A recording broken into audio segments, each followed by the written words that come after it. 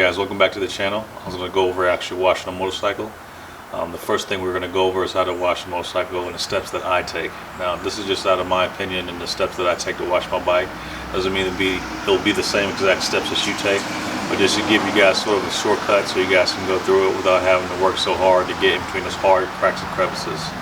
I wash bikes basically two different ways. Obviously there's one way you can just wash the whole entire bike, no worries, and then there's a way you have to do it when you have a bagger with competitive audio speakers. Now I say that because competitive audio speakers can get wet. You'll be spending more money to get them replaced. You can get marine speakers, but if you want to go in a competition series, your best sound quality is going to come out of competition speakers, not marine proof speakers. So that's why I stuck with the actual competition series. Well, luckily I have both my bags are a quick disconnect. So if I need to wash my red bike with the actual audio system, I disconnect it, take the bags off, and wash the bike. Then I have to hand wash my actual bags with the system in it, which isn't too bad. To make things easier, I just let you guys see the video and I'll do a commentary while I do it. Alright guys, here we are with the bike.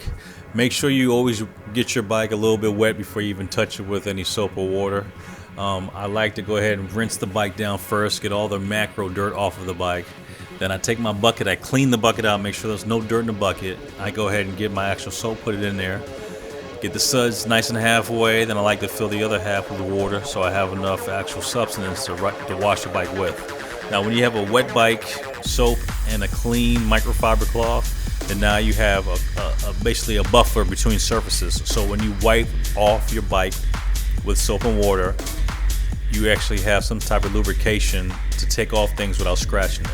Now I cover my seat because I have actual threads in my seat that can get wet, just like any bike really that has thread in them because of the way it was stitched, and I don't like it to pull and get my seat wet and give you swamp ass. So in order to avoid that, just put a plastic bag over it.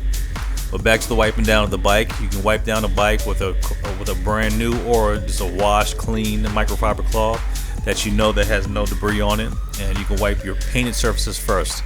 I start from top to bottom, just like gravity. I like to do my fairing first, my gas tank second, and my front and rear fender, and then my actual saddlebags.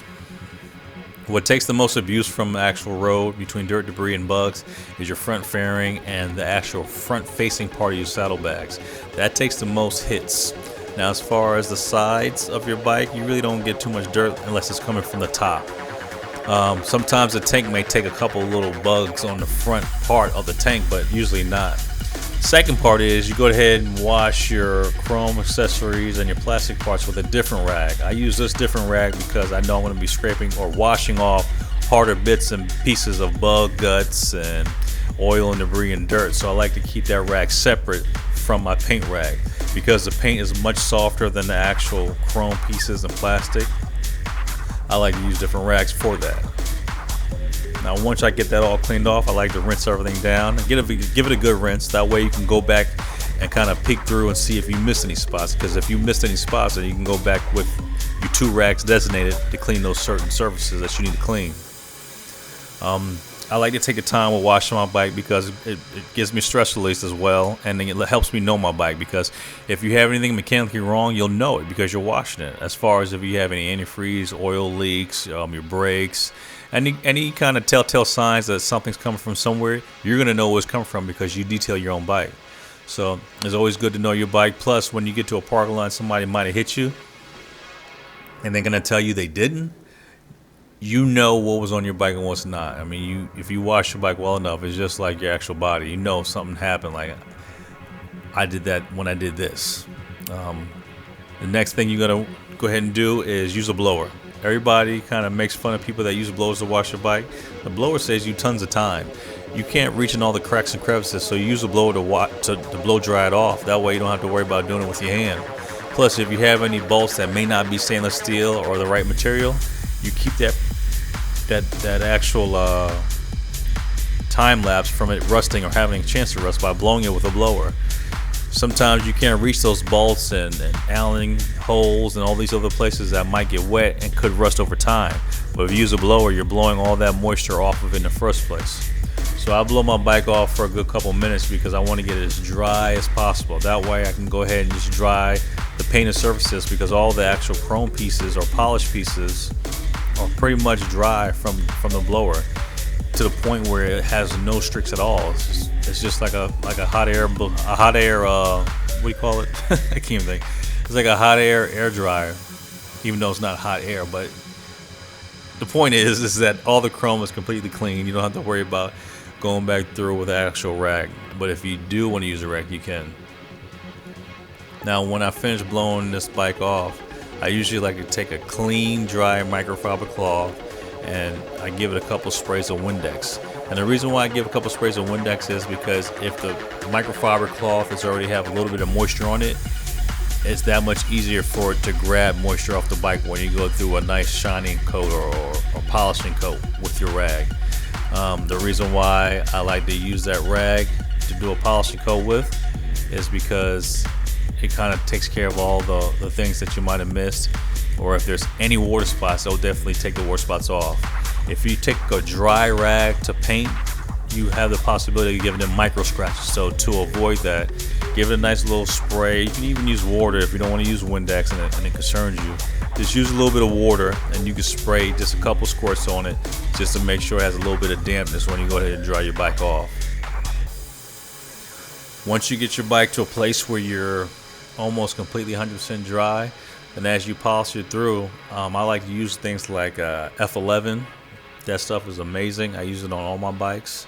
It's very important that you don't use F11 on a freshly painted bike. You have to give a bike its duration time of how long it takes to actually dry. So I usually wait about 6 months before I actually start using products on my painted surfaces.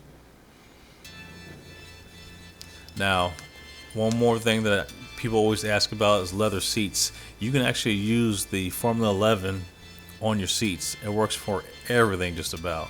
And if you don't want to use Formula 11 on your seats, I believe they have like leather conditioners that you can use. I'm always weird about it because I know the chemicals could sometimes be a little harsh on the seats if they're out in the sun. So I just use what was given to the seat when I first got it, and that's just a rag and some water, and I kind of make sure there's no water spots on the seat, and that's always worked fine for my seats that I've used on my bikes. Now I'll take off the fairing because obviously I can't reach those things with the fairing on, and just to shine it up, I'll take that actual cloth or that microfiber cloth and dry up all the pieces that are above. Now majority of all the upper pieces, as far as all the painted surfaces and all the chrome up high and to the side that I know is just for cosmetic look, I'll use my orange rag, which is my clean rag that I can use. I'll do my painted surfaces first, my chrome second, and then usually I come in with the a dirtier rag that I use specifically on the wheels, the frame, and some of the inserts of the behind the headlight where I can't reach and it is not polished. It just needs to be dried off with a rag to kind of get it a nice shine or get some of the debris off of it. After I finish with that actual rag, I tend to just go back over and look where I might have missed it, because the frame is a hard thing to clean, and so are the wheels, because they take the most dirt and grit off the floor when you're riding your bike. So to make sure that everything's nice and clean, I go over it a couple times just to make sure it's all done. I'm going to pretty soon give you guys a close-up of the bike so you can see the longevity of the bike as far as the paint job goes, and how this technique has been working for me for the past 4 or 5 years with the same present paint job that you see. I wish the bike was black sometimes, so when I show you these videos, you can actually see the actual reflection off of it with the micro scratches that show on black paint jobs versus any other paint jobs. It's not as bad. Now overall, I just want to tell everybody, these are just techniques that I do. It's just my opinion. There's plenty of people that own motorcycles that do totally different things. I like to always give everybody just my perspective of things and how I do them and how they work for me. So the main part about this video is for you to see this bike after my commentary in a couple seconds so you can see the close-up. The close-up is the most important vital part, because the close-up tells you how this actual technique I've been doing has worked for me for the years I've had this bike. I hope you guys enjoyed this video, and I thank you guys for joining the channel, and please subscribe and like, and I'll talk to you guys later.